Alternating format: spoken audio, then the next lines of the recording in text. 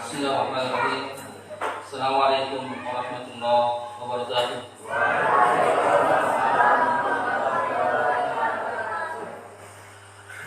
Innal hamdalillah nahmaduhu wa nasta'inuhu wa nastaghfiruh wa na'udzu billahi min shururi anfusina wa min sayyiati a'malina. Man yahdihillahu fala mudilla lahu wa man yudlil fala hadiya lahu. Asyhadu an la ilaha illallah wahdahu la syarika lahu wa asyhadu anna Muhammadan 'abduhu wa rasuluhu la nabiyya ba'dahu. Allahumma shalli wa sallim ala nabiyyina Muhammad wa ala alihi wa ashabihi ajma'in. Qala ta'ala fil Qur'anil Karim, a'udzu billahi minasy syaithanir rajim. Ya ayyuhalladzina amanu taqullaha haqqa tuqatih wa la tamutunna illa wa antum muslimun. Ya ayyuhan nasu taqu rabbakum alladzi khalaqakum min nafsin wahidah wa khalaqa minha zawjaha wa bassa minhuma rijalan katsiran wa nisaa'a wattaqullaha alladzi tasaaluna bihi wal arham innallaha kana 'alaykum raqiba. Ya ayyuhalladzina amanu taqullaha wa qulu qawlan sadida yuslih lakum a'malakum wa yaghfir lakum dhunubakum wa man yuti'illaha wa rasulahu faqad faza fawzan 'azima. Amma ba'du, fa inna asdaqal hadits kitabullah wa khairal hadi Muhammadin sallallahu alaihi wasallam wa sharrul umuri muhdatsatuha wa inna kulla muhdatsatin bid'ah wa kullu bid'atin dhalalah wa kullu dhalalatin finnar. Ma'asyiral muslimin wal muslimat rahimani wa rahimakumullah. Setiap kita tentunya menginginkan kehidupan yang bahagia. Siapapun di antara kita, jika ditanya, pasti semuanya ingin hidup bahagia, ingin mendapatkan kebahagiaan. Tidak satu pun di antara kita ingin hidup sengsara. Pasti semuanya ingin bahagia. Pertanyaannya, apakah semua manusia mendapatkan kebahagiaan? Maka tentunya tidak.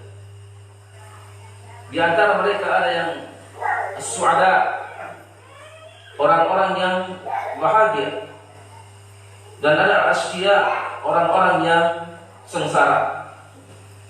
Dan memang itu sudah Allah takdirkan. Ketika kita berada di dalam rahim, ketika janin berumur 4 bulan atau 120 hari, ketika ditiupkan ruh, di antara yang diperintahkan kepada malaikat adalah untuk menentukan orang tersebut syaqiyun atau sa'idun, apakah dia sengsara ataukah dia bahagia.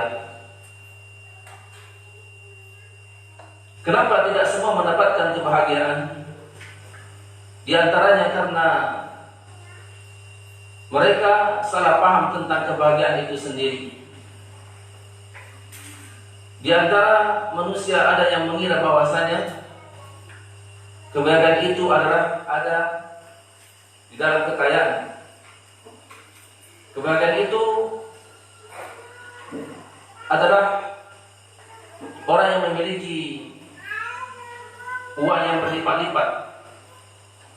Di antaranya, apalagi memiliki kebun, misalnya di setiap tempat ada kebunnya, memiliki rumah yang bertingkat-tingkat, memiliki mobil mewah yang mengkilat, memiliki istri 4 yang memikat, dan seterusnya. Ada yang mengira bahwasanya di situlah kebahagiaan, tapi sungguhnya kebahagiaan bukan di situ. Kebahagiaan itu ada di dalam hati, letaknya di dalam hati. Bahkan kekayaan itu ada dalam hati. Sebenarnya Rasulullah al-ghina minal qalbi, kekayaan adalah kaya hati. Begitu juga kebahagiaan, tempatnya ada dalam hati kita. Maka kalau kita ingin bahagia, jadikanlah hati kita hati yang tentram. jiwa yang tenang. Disitulah sumber kebahagiaan itu semuanya. Maka kebahagiaan semua bisa diraih. Bukan hanya orang kaya yang bisa mendapatkan kebahagiaan, tapi orang miskin pun bisa mendapatkan kebahagiaan, asalkan dia tahu apa kebahagiaan yang hakiki. Maka kebahagiaan hakiki adalah itu letaknya dalam hati kita. Kalau ingin mendapatkan kebahagiaan, kita berusaha untuk mengontrol hati kita agar menjadi hati yang tenang, menjadi jiwa yang tenteram. Dan orang yang paling bahagia adalah orang yang beriman kepada Allah Subhanahu wa taala. Sebagaimana firman-Nya, "Man 'amila shalihan min dzakarin aw unsa wa huwa mu'min, falanuhyiyannahu hayatan thayyibah." Falanuhyiyannahu hayatan thayyibah. Siapa yang beramal soleh, baik itu laki-laki maupun perempuan, dan dia beriman kepada Allah Subhanahu wa taala, maka dia akan diberikan kehidupan yang baik, kehidupan yang bahagia. Syaratnya beriman dan beramal soleh. Dan ini terbukti dalam hadis Rasul disebutkan menakjubkan perkara orang yang beriman. Dan ini tidak dimiliki kecuali hanya orang-orang yang beriman. Bagaimana beriman itu? Idza asabathu sarra syakar fakana khairan lahu. Apabila dia mendapatkan kenikmatan, mendapatkan kelapangan, maka dia bersyukur kepada Allah Subhanahu wa taala, fakana khairan lahu, dan itu baik baginya. Kemudian wa idza asabathu darra sabar fakana khairan lahu. Apabila dia ditimpa musibah, ditimpa mara bahaya, dia bersabar, dan itu juga baik baginya. Itulah yang beriman selalu bahagia. Ketika mendapatkan nikmat dia bersyukur, ketika mendapatkan musibah dia bersabar. Dan Ibnu Qayyim rahimahullah ta'ala mengatakan, kebahagiaan itu bisa didapat dalam 3 hal. Kebahagiaan bisa didapat dalam 3 hal. Yang pertama, bersyukur ketika mendapatkan nikmat. Itu yang pertama. Tentunya syukur yang benar. Syukur disertai dengan rukun-rukunnya. Rukun yang pertama dalam syukur adalah syukru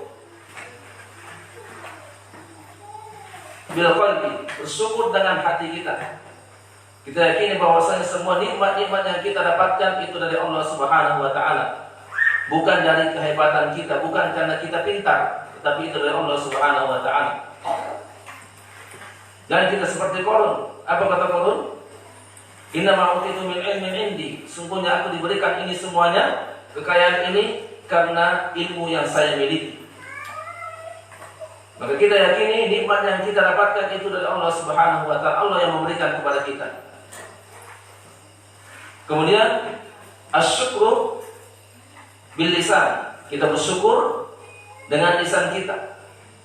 Kita ucapkan alhamdulillah ketika mendapatkan nikmat, atau kita tahadduts bin ni'mah, kita ceritakan nikmat itu kepada orang-orang yang kita cintai, kepada orang-orang yang kira-kira kalau kita kabarkan kepadanya nikmat yang kita dapatkan, dia tidak iri, dia tidak dengki, maka kita kabarkan atas nikmat yang kita dapatkan. Itu syukur bil lisan, bersyukur dengan lisan kita.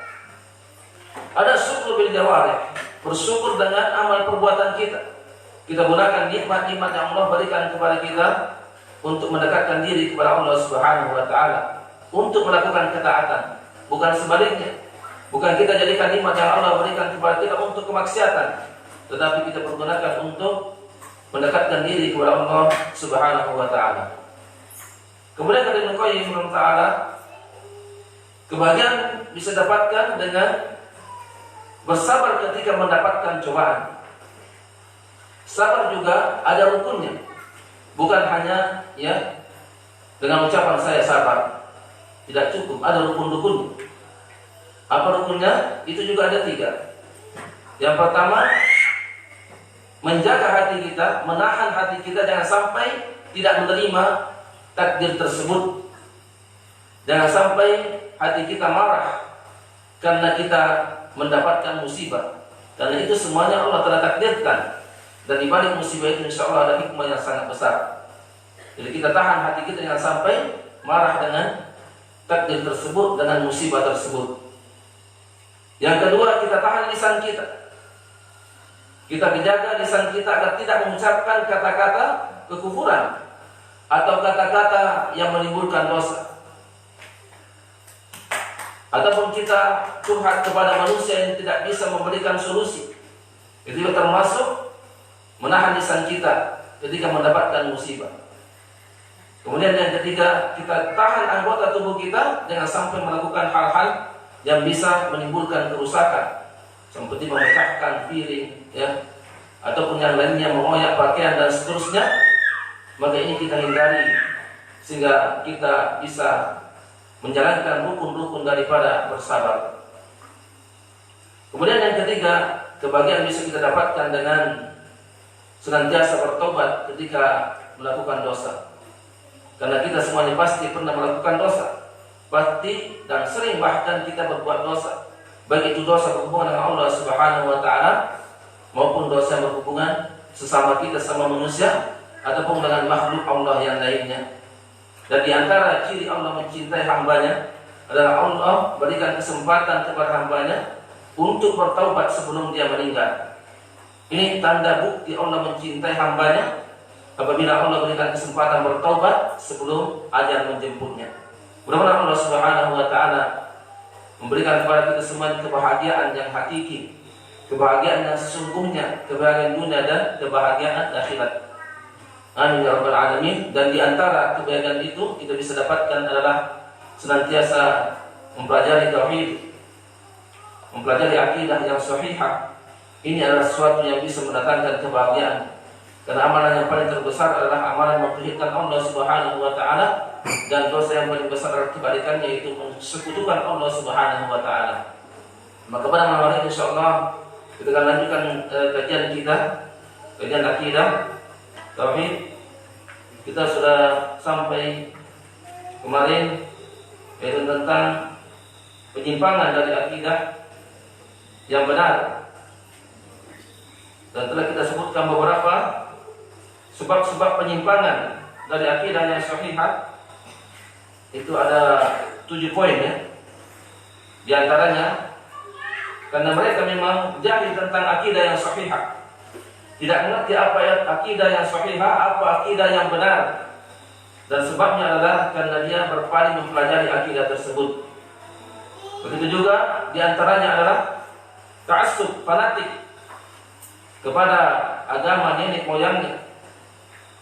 Begitu juga dia taklid a'ma, ya, taklid buta, mengekor kepada seseorang yang belum tentu, yang belum diketahui kebenarannya.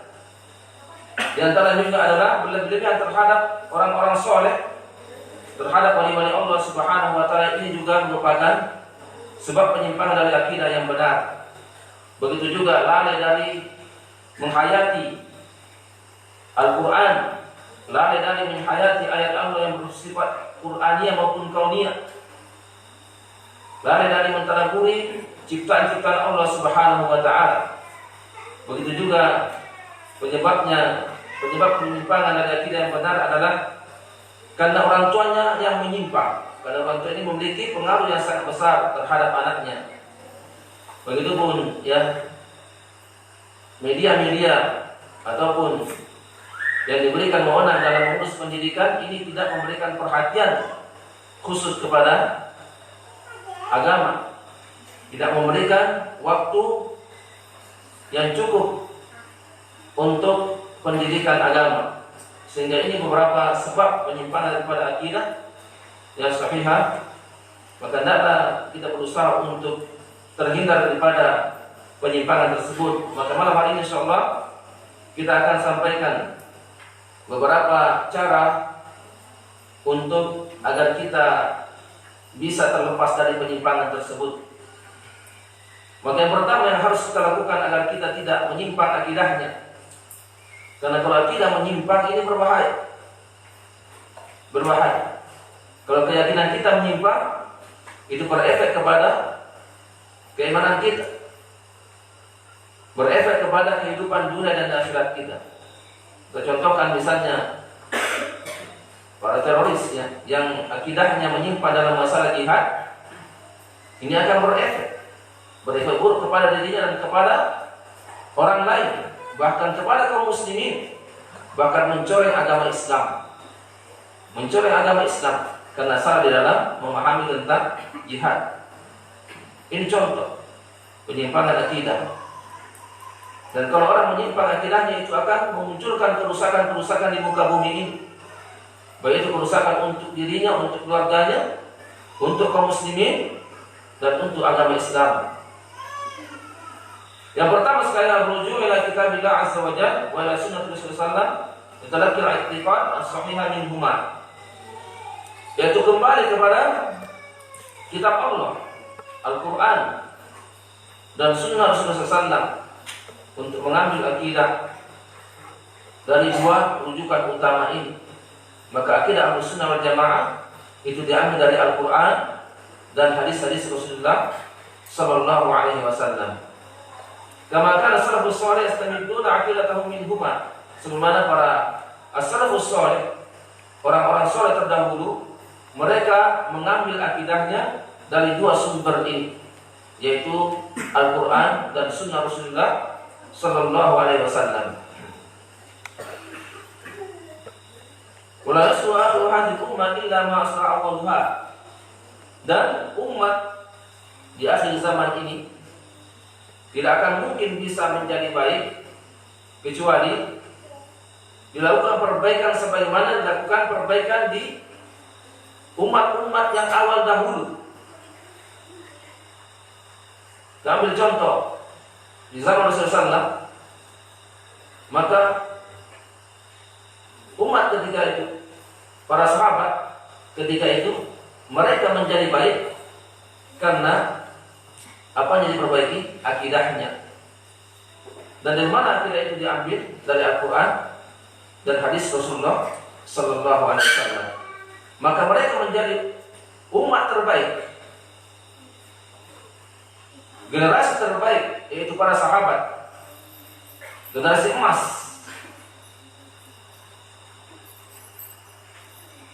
Dan Islam jaya yaitu di zaman para sahabat, generasi yang paling baik. Kemudian baru setelahnya para tabi'in dan tabi'ut tabi'in. Kenapa mereka menjadi generasi yang terbaik? Karena akidahnya akidah yang sahih, akidah yang benar, akidah dari Al-Quran, bersumber Al-Quran Karim, dan akidahnya langsung dididik oleh Rasulullah sallallahu alaihi wasallam oleh sabda-sabda Rasulullah sallallahu alaihi wasallam. Dan itulah generasi yang paling baik.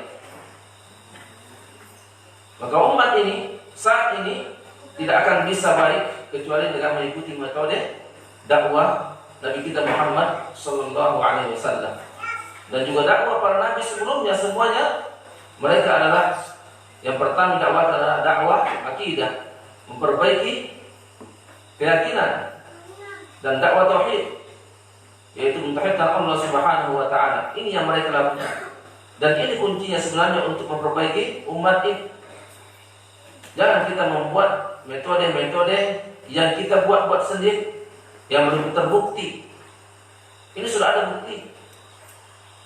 Rasulullah SAW berhasil mendidik umat. Bahkan kita rasakan sekarang bagaimana ya pendidikan Rasulullah SAW yang luar biasa. Yang ditanamkan memang adalah akidah sahih, akidah yang benar.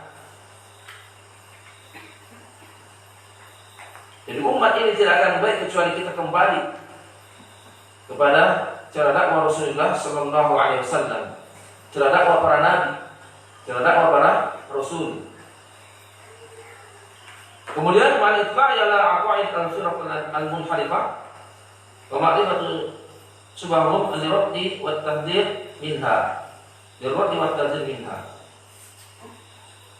Kemudian yang terpenting juga adalah kita menjelaskan ya akidah-akidah yang menyimpang dari kelompok-kelompok yang menyimpang dan subhat-subhat yang mereka lontarkan, untuk kita berhati-hati untuk menolak pemahaman-pemahaman tersebut. Ini harus kita jelaskan kepada umum.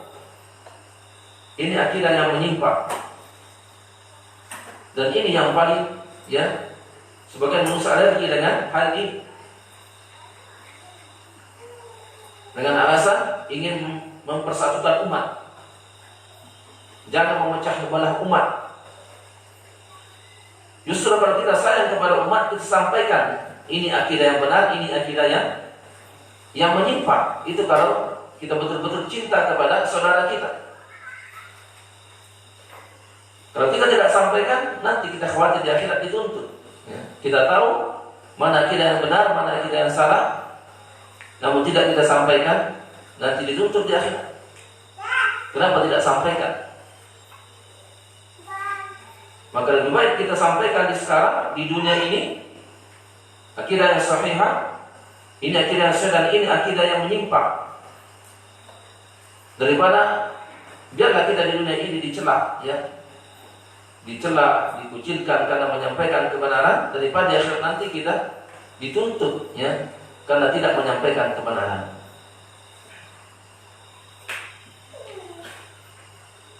Kalau kita tidak menyampaikan akidah-akidah yang menyimpang, maka di mana nilai dakwah tersebut? Di mana nahyu munkar kita? An-nahyu bil munkar. Kalau kita dakwah hanya amar ma'ruf saja, tidak ada nahi munkarnya, itu aman, ya. Kalau bapak ibu mau dakwah, biar aman, amar ma'ruf saja, suruh kebaikan saja, ya. Itu insya Allah aman, banyak yang ikut dakwahnya.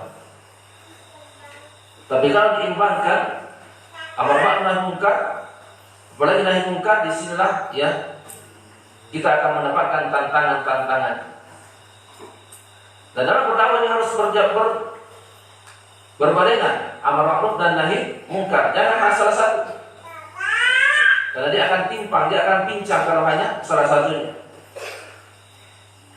Jangan amar ma'ruf terus, tidak ada nahi munkarnya. Memang aman, tetapi, ya, tidak lengkap.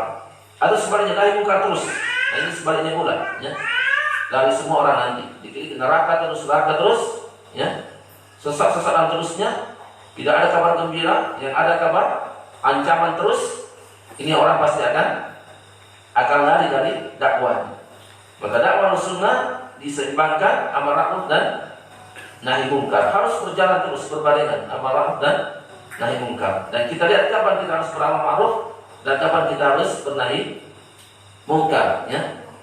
Dan di sini pentingnya fikih dakwah. Memahami dakwah, kapan kita sampaikan amar ma'ruf dan kapan kita sampaikan nahi munkar. Kalau kita tidak menyampaikan tentang akidah yang menyimpang, lihat man la ya'rif asyar yusaku an yaqafi. Karena kalau kita tidak mengetahui suatu keburukan, dikhawatirkan akan, ya, masuk dalam keburukan tersebut.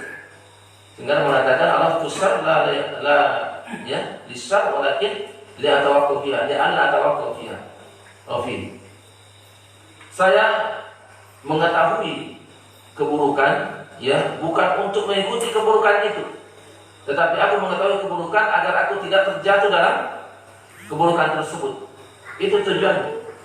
Kita mengetahui kejelekan, ya, kesesatan, bukan untuk mengikuti kesesatan itu, tetapi agar kita tidak terjerumus dalam kesesatan tersebut. Maka harus kita tahu ini firqah yang menyimpang, ya, ini akidah yang keliru, ini ibadah yang salah, dan seterusnya, agar kita tidak mengikuti itu, agar kita tidak terjerumus di dalamnya. Kalau kita tidak tahu, khawatir kita terjerumus dalam kesalahan ataupun kejelekan tersebut.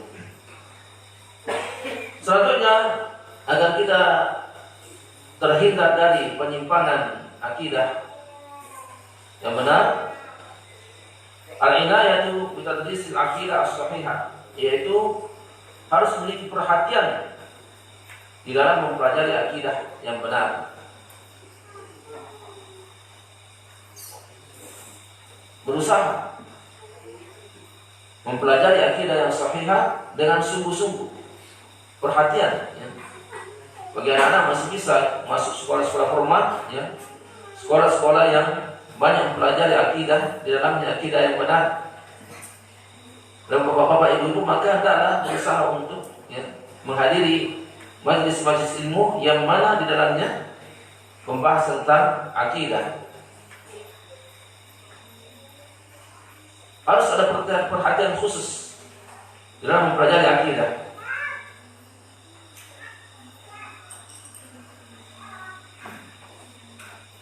Mempelajari akidah para salafus saleh di mukhtalif marahil ad-dirasiyah, ya, di dalam setiap tingkatan pembelajaran harus ada akidahnya. Dari TK harus tanamkan akidah di situ. Kemudian SD akidah juga harus ada. SMP, SMA, perguruan tinggi dan kajian-kajian, ya, umum itu harus ada materi akidahnya. Dan inilah perbedaan dakwah Sunnah wal Jamaah dengan yang lainnya. Misalnya Sunnah wal Jamaah itu memperhatikan materi-materi akidah, materi tauhid. Ini diutamakan di dalam kajian-kajian Ahlus Sunnah wal Jamaah. Maka kalau mau melihat mana dakwah yang benar, lihatlah dakwah mana yang memperhatikan tentang akidah, tentang tauhid. Maka insya Allah itulah dakwah yang benar. Tapi kalau ada dakwah-dakwah yang tidak memperhatikan itu, maka bukanlah dakwahnya Ahlus Sunnah wal Jamaah. Jadi khas dakwah Sunnah wal Jamaah memperhatikan akidah umat, memperhatikan tauhid umat. Itu yang terpenting. Wa iqamah soal al-kafiyah min al-manhaj. Begitupun di setiap pembelajaran, apalagi para guru ataupun orang-orang yang di dalam, ya, berguna dalam dunia pendidikan, hendaklah memberikan waktu yang cukup dalam mempelajari akidah sahihah dan melakukan evaluasi yang cukup. Jadi bukan sekedarnya, akidah itu bukan sekedar akidah, tapi betul-betul diperhatikan pelajaran ini. Materi akidah harus betul-betul kita perhatikan. Berbanyak tentang akidah. Begitupun pelajaran-pelajaran yang lainnya, ilmiah yang lainnya, harus kita berikan porsi yang banyak di dalam sebuah pendidikan. Terutama juga dalam masalah Al-Quran Karim, ya. Karena Al-Quran ini merupakan sumber akidah. Dalam Al-Quran itu berbicara tentang tauhid, tentang akidah. Banyak sekali dalam Al-Quran menyebutkan bagaimana dakwah para nabi, para rasul, ya, bagaimana mengajak kaumnya untuk mentauhidkan Allah Subhanahu wa taala. Dan juga ciri, ya, pendidikan yang baik itu memperhatikan tentang pelajaran Al-Qur'annya. Kita lihat sekolah itu berapa jam dia berikan porsi untuk Al-Qur'an, yang merupakan sumber utama daripada akidah dan tauhid Al-Qur'an Karim. Ada seorang rektor, ya, di Indonesia bingung melihat pendidikan yang ada di Indonesia, karena hasilnya kurang memuaskan, sehingga dia berinisiatif untuk menemui ulama di Timur Tengah.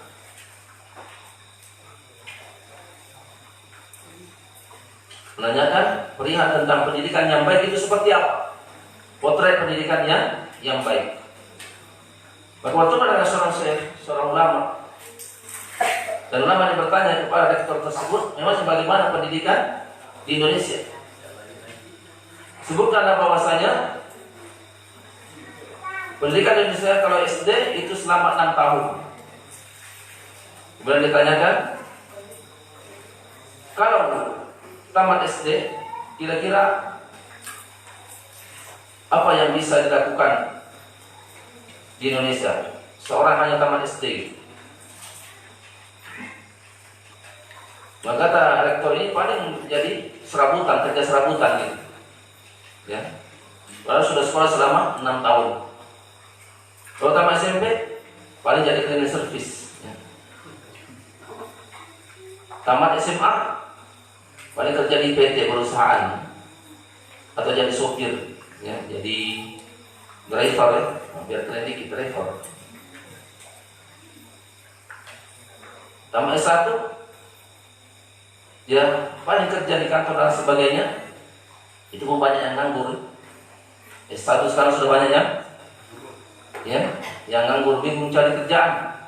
Karena yang paling bingung itu S1, sarjana. Kenapa dia bingung? Dia mau jadi cleaning service, malu S1, masa cleaning service gitu. Mau cari kerjaan yang bagus, tanggung juga ya. Sehingga banyak ya menganggur. Maka setelah mendengar itu, ya, saya terus mengatakan bagaimana tentang Al-Quran. Pendidikan di Indonesia memperhatikan Al-Quran. Sebagian besar pendidikan itu tidak memperhatikan Al-Quran. Jangan ke sekolah umum, sebagian pesantren pun itu tidak terlalu memperhatikan Al-Quran. Maka kata Syekh ulama ini, kalau ingin pendidikan Indonesia baik, maka pesannya adalah berikan porsi yang banyak untuk materi Al-Quran.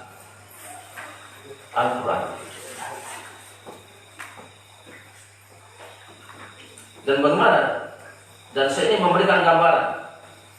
Kalau seorang khusus menghafal Al-Quran 6 bulan, 6 tahun, semasa ya, SD, khusus menghafal Al-Quran dan hafal 30 juz, ya.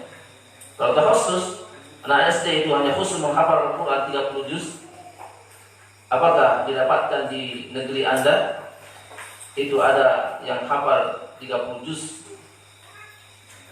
ya, tamat SD 30 juz hafal Al-Quran? Apakah ada yang kerja serabutan? Jawabannya tidak ada. Pasti diangkat derajat oleh Allah Subhanahu wa taala. Contoh siapa yang dari Bangka itu? Ya, Musa, ya, Masya Allah, Allah angkat derajatnya. Bagaimana lagi kalau di misalnya ya 6 tahun pertama dia selesai 30 juz, kemudian tahun ke selanjutnya 3 tahun selanjutnya SMP dia menghafal hadis Rasulullah SAW, ya, dan seterusnya, maka Allah angkat derajatnya. Kita lihat para orang-orang yang perhatian dengan Al-Quran, tidak ada yang Allah ya biarkan itu terlunta-lunta, tidak, pasti Allah angkat derajatnya. Allah angkat derajatnya. Karena dia merupakan adalah ya karyawan Allah Subhanahu wa taala. Allah sudah menggaji ya para penjaga Al-Quran, sehingga Allah angkat derajatnya.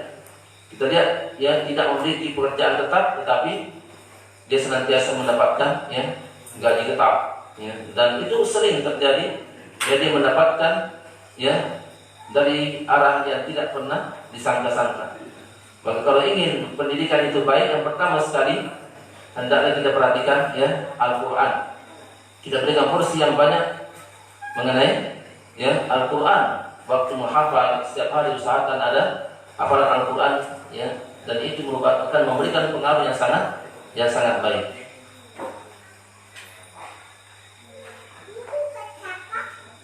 Kemudian selanjutnya terhindar dari penyimpangan akidah yang benar adalah antara dirasakan kitab as-salafiyah as-sofiyah. Hendaklah menentukan kitab-kitab para salaf, orang-orang terdahulu, yaitu kitab-kitab yang bersih, ya, akidah-akidah yang kitab-kitab yang memuat ya keyakinan akidah yang sahihah, yang terlepas dari ya khurafat dan seterusnya, yang mana kitab itu adalah dalil semuanya. Kita lihat akidah-akidah, buku-buku akidah yang ditulis oleh para ulama itu tidak terlepas dari dalil, ya. Ada uraian dalil, hadis, ya, Al-Quran, itu terus.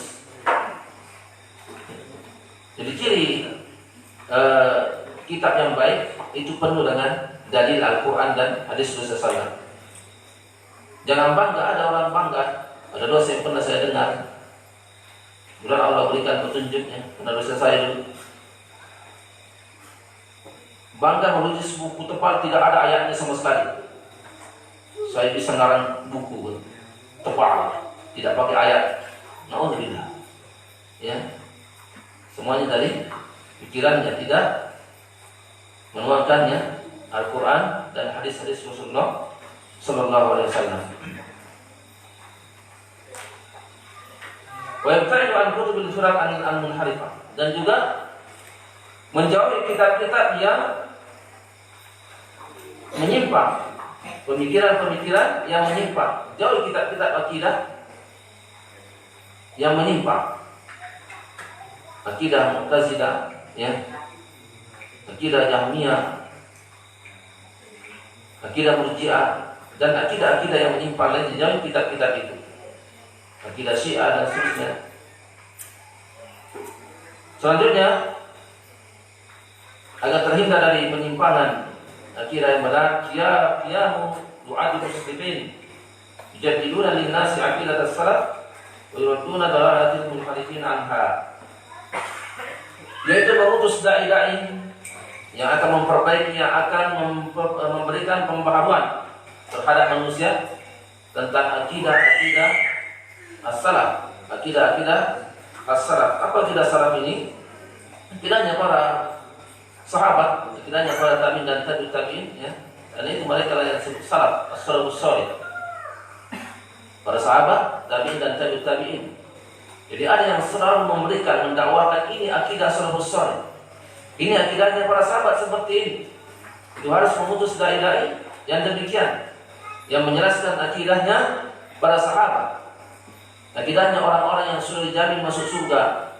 Karena kalau ingin masuk surga, contohlah orang-orang yang sudah dijamin masuk surga. Kemudian dai-dai yang bisa menolak kesesatan-kesesatan orang-orang yang menyimpang. Dai-dai yang bisa menjelaskan ini adalah ya keyakinan-keyakinan yang menyimpang. Maka harus ada dai seperti ini. Harus ada selalu pembaharu, ada mujaddid. Dan Allah Subhanahu wa taala tentunya telah menjaga agama ini. Menjaga agama ini. Maka sampai saat ini, sampai di tahun insyaallah, akidah sahih itu terus ada terus. Ada terus kelompok-kelompok yang mendakwahkan akidah yang sahih, karena Allah telah berjanji untuk menjaga agama ini. Yang pertama sekali yang menjaga generasi yang menjaga agama ini adalah generasi para sahabat. Abu Bakar radhiyallahu anhu ketika Rasulullah wafat, muncullah orang-orang yang murtad, orang-orang yang tidak mau membayar zakat dan seterusnya.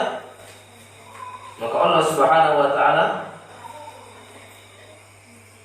memberikan taufik kepada Abu Bakar radhiyallahu anhu untuk memerangi mereka. Sehingga di sini adalah Abu Bakar Mujaddid radhiyallahu anhu, beliau mempertahankan akidah yang sahihah, beliau mempertahankan syariat agama Islam. Begitupun di zaman Umar bin Khattab radhiyallahu anhu, ketika sudah muncul orang-orang yang menyimpang, orang-orang yang mulai sudah menyimpang ketika itu, maka Allah Subhanahu wa taala menjadikan Umar bin Khattab sebagai pembela syariat ini, pembela akidah yang sahihah. Begitupun Ali bin Abi Thalib radhiyallahu anhu, Utsman bin Affan, Allah berikan kepada mereka untuk menjaga agama ini. Ketika Ali diputuskan, maka Allah Subhanahu Ali marah dengan orang-orang yang memputuskannya. Ini Allah menjaga agama ini. Terus ada seperti itu.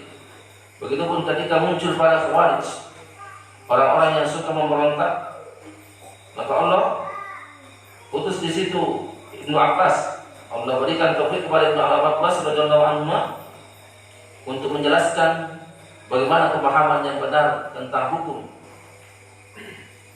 Sehingga sebagian besar orang Khawarij itu bertobat kepada Allah Subhanahu wa taala. Walaupun sebagiannya ya itu tetap dalam penyimpangannya dan bibitnya keturunannya ada sampai sekarang.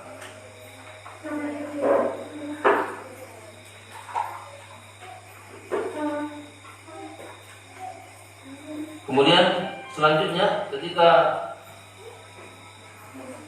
sudah tampak di sana pemahaman-pemahaman yang menyimpang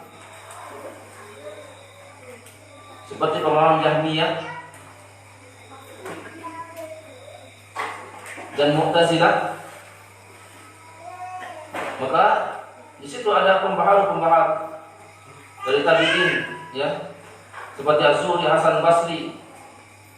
Kemudian ada Abu Hanifah dan ahli bawahnya lagi setelah tabi'in, ya, ada Imam Syafi'i, Ad-Darimi.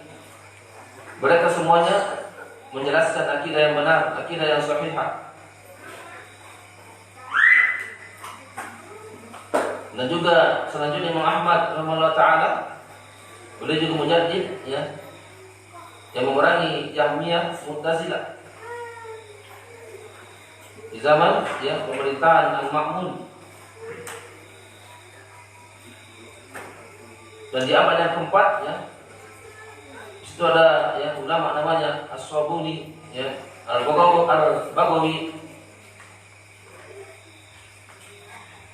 Ketika mulainya, ya, penyimpangan dalam masalah yang munculnya ilmu kalam, ya, maka mereka lah yang mempertahankan akidah yang sahihah. Di abad ke-6 misalnya munculnya filsafat batiniyah.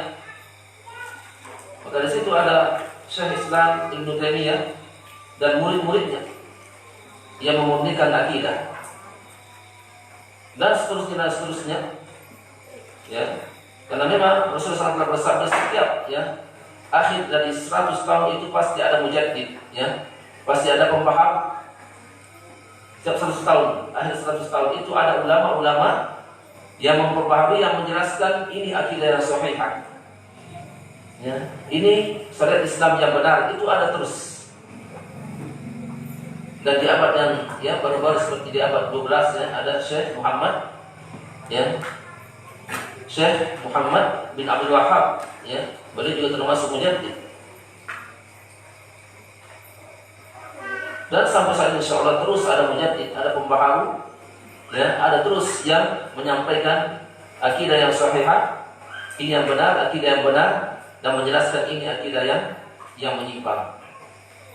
Baik, seperti yang bisa saya sampaikan pada malam hari ini, mudah-mudahan untuk kita semuanya, mudah-mudahan Allah Subhanahu wa taala memberikan taufik kepada kita agar kita senantiasa berada di atas akidah as-sahihah dan Allah menjaga kita dari akidah yang menyimpang. Amin ya rabbal alamin. Baik, kalau ada pertanyaan silakan.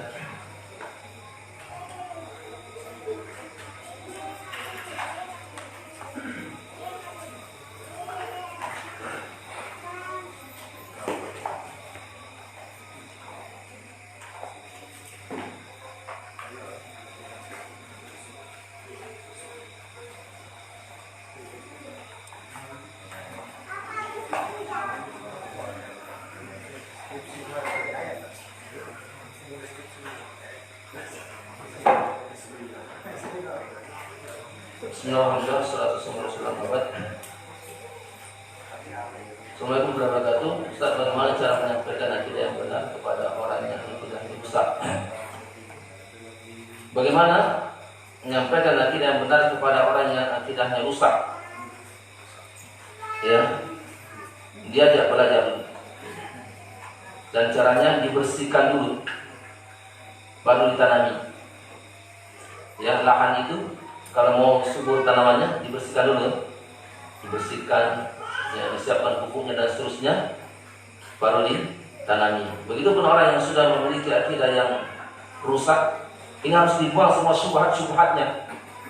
Karena dia memiliki akidah yang rusak, karena ada syubhat. Ada orang-orang yang menanamkan syubhat dalam hatinya. Atau memang akidah-akidah yang sudah diajarkan dari kecil, sudah berakar, susah.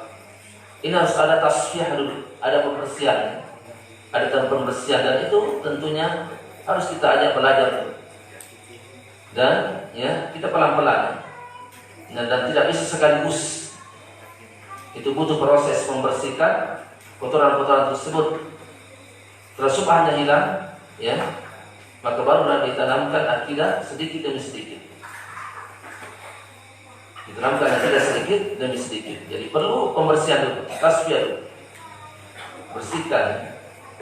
Dakwah dengan ya bisa dengan ya kita akhlak kita yang baik ya, tunjukkan kita lemah lembut ya, kemudian kita baru kita sampaikan ya, mungkin tasfiyatun nafs ya, untuk mensucikan jiwa seperti ini dan seterusnya. Dan kalau sudah mulai tertarik, kita ajak untuk ya mempelajari agama ini dan kita terangkan akidah yang benar dari dasarnya. Wallahu a'lam.